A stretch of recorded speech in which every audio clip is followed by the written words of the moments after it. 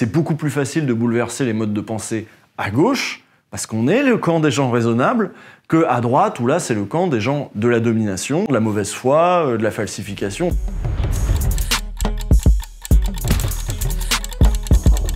Jules scène 1. Ah oui, on peut mettre un stand de merguez.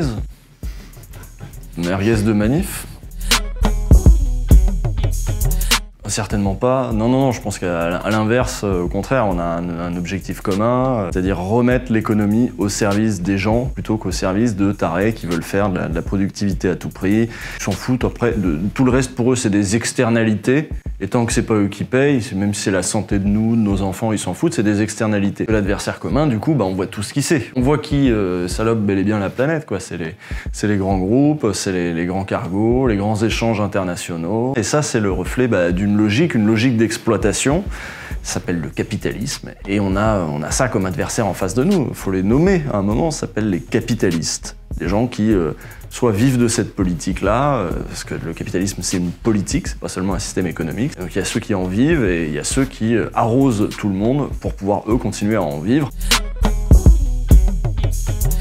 L'effondrement, ça va pas arriver d'un coup, et d'un coup, c'est Walking Dead, quoi. L'effondrement, ça peut commencer par une zoonose, un virus comme le Covid-19, ça peut commencer ensuite par des flux de réfugiés. C'est juste que là, il y a une période de prospérité, on croyait que ça allait être la croissance infinie, on se heurte à un mur, on va se heurter à plusieurs murs, et c'est les populations qui vont en payer le prix en premier. Donc ça va s'effondrer, mais pas pour tout le monde à la même vitesse. Évidemment, internationalement, pas pour tous les pays à la même vitesse et au même moment, et évidemment, à l'intérieur même des pays, pas pour toutes les classes sociales au même rythme. Il y a un fantasme derrière l'effondrement qui serait on fait un New Game Plus, quoi. On repart à zéro, on refait société, et puis on réimagine tout. Non, ça va pas se passer comme ça va être plutôt un délitement avec des catastrophes successives.